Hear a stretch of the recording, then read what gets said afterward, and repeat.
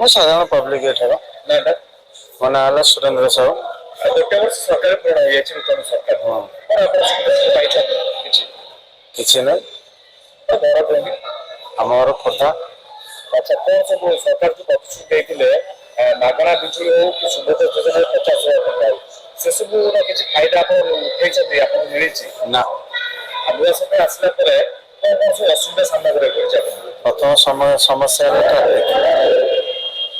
ଏକ ଦୁଇ ଦର ବୃଦ୍ଧି, ସବୁ ଦର ବୃଦ୍ଧି ବଢି ଚାଲିଛି ଆଉ। ସ୍ୱାସ୍ଥ୍ୟ ଆୟୁଷ ବିଏସକେ କାର୍ଡ ଆଗରୁ ଆମକୁ ଡିଲରସିପ ଦେଇ ଦଉଥିଲା ଡାଇରେକ୍ଟ। ଏବେ ଆୟୁଷ୍ମାନ କାର୍ଡ ଅନଲାଇନ ଇଏ କର, ଯାଇକି ତାକୁ ଅପଡେଟ କର, ତାପରେ ଯିବ ସେଠିକି ଫେରେ ତାଙ୍କ ପାଖକୁ ଯାଉ ଧରିକି ଆସିବ। କାର୍ଡ ଏପର୍ଯ୍ୟନ୍ତ ଆମର 6 ଜଣ ମେମ୍ବର 3 ଜଣଙ୍କର ଆସିଛି, ଆଉ 3 ଜଣଙ୍କର ଆସିନି। ସେ ଫେରେ ଆସିଯିବ କହୁଛନ୍ତି। ହେଲାଣି ଆଜିକି ମାସେ ପାଖାପାଖି 15-20 ଦିନ ହେଇଗଲାଣି।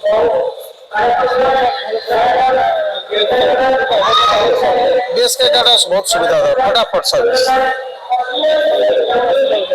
ଆୟୁଷ୍ମାନ କାର୍ଡ ତ ଏପର୍ଯ୍ୟନ୍ତ ଆମେ ପାଇନୁ, ଆଉ କହିବୁ କ'ଣ? 3 ଜଣ ମାତ୍ର ପାଇଛନ୍ତି। ଘରର ଆମେ 6 ଜଣ ମେମ୍ବର, 3 ଜଣ ପାଇଛୁ, ଆଉ 3 ଜଣ ଏପର୍ଯ୍ୟନ୍ତ ଆସିନି।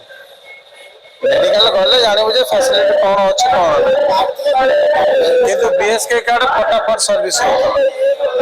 କୌଣସି ମେଡିକାଲ କେବେ ହେଉନଥିଲେ। ଆପଣ ଏବେ ରିସେଣ୍ଟଲି ଦେଖିଥିବେ ମଣିପାଲ କେସ୍। ରିସେଣ୍ଟଲି ଏବେ ମଣିପାଲ କେସରେ କ'ଣ ହେଲା? ଆୟୁଷ୍ମାନ କାର୍ଡ ଥାଇକି ବି ସେ ଲୋକ ଡେଥ୍ ହେଇଗଲା, ଆହୁରି ଫେରେ ପଇସା ମାଗୁଛି।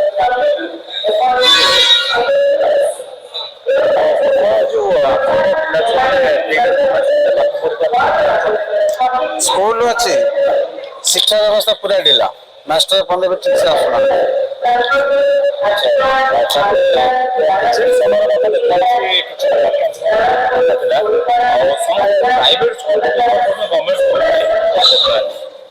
ପ୍ରଥମ ମୂଳ ଲକ୍ଷ୍ୟ ହେଲା ମେନ୍ ହେଲା ଅର୍ଥ। ପ୍ରାଇଭେଟ ସ୍କୁଲରୁ ପଇସା ନେଉଛନ୍ତି, ତାଙ୍କୁ ଲାଇସେନ୍ସ ଦେଉଛନ୍ତି, ପ୍ରଶୋଭନ କରୁଛନ୍ତି ପ୍ରାଇଭେଟ ସ୍କୁଲକୁ ଯାଅ ପାଠ ପଢିବା ପାଇଁ। ଗଭର୍ଣ୍ଣମେଣ୍ଟ ସ୍କୁଲରେ ପାଠ ପଢା ହଉନି ବୋଲି ସେଥିପାଇଁକା ସମସ୍ତେ ପ୍ରାଇଭେଟ ସ୍କୁଲ ଯାଉଛନ୍ତି। ସରକାର କିଛି କାର୍ଯ୍ୟ କରିବା ଦରକାର ଗଭର୍ଣ୍ଣମେଣ୍ଟ ସ୍କୁଲରେ, ଯୋଉଟା କି ପ୍ରାଇଭେଟ ସ୍କୁଲକୁ ଯାଇକି ସାଧାରଣ ପିଲାଟେ ସେଥିପାଇଁ ଆଗେ ପ୍ରଥମେ ଶିକ୍ଷା ବ୍ୟବସ୍ଥା ଠିକ କରିବା ଦରକାର। ଯଦି କୌଣସି ସ୍କୁଲରେ ଯଦି ପିଲା ଯଦି ଫେଲ ହଉଛନ୍ତି, ମାର୍କ କମ ରଖୁଛନ୍ତି, ଯଦି ମାଷ୍ଟର ମାନଙ୍କ ଦରମା ବନ୍ଦ କରି ଦିଆଯାଏ, ତାହେଲେ ସବୁ ଠିକ ହେଇଯିବ ଶିକ୍ଷା ବ୍ୟବସ୍ଥା ଉପରେ।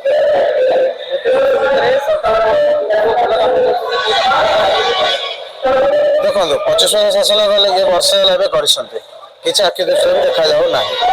ଦେଖାଯାଉ ଆଗକୁ କ'ଣ ହଉଛି।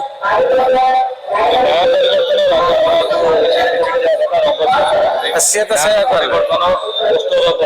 ଶୁଣନ୍ତୁ, ପ୍ରଥମ ସରକାର ରଙ୍ଗ ମାରିକି ବହୁତ ପଇସା କୋଟି କୋଟି ଟଙ୍କା ଲୁଟିଲେ, ସେ ଆମରି ଟ୍ୟାକ୍ସରେ ହିଁ ଯାଉଛି। ଏ ସରକାର ବି ସେଇ କାମ କଲେ, ରଙ୍ଗ ନ ମାରିକି ଯଦି ସେଇ ଟଙ୍କାରେ କିଛି କାମ କରିଥାନ୍ତେ, ହୁଏତ କିଛି ଉନ୍ନତି ହେଇଥାନ୍ତା। ସେ ଆମରି ପଇସା ହିଁ ଯାଉଛି।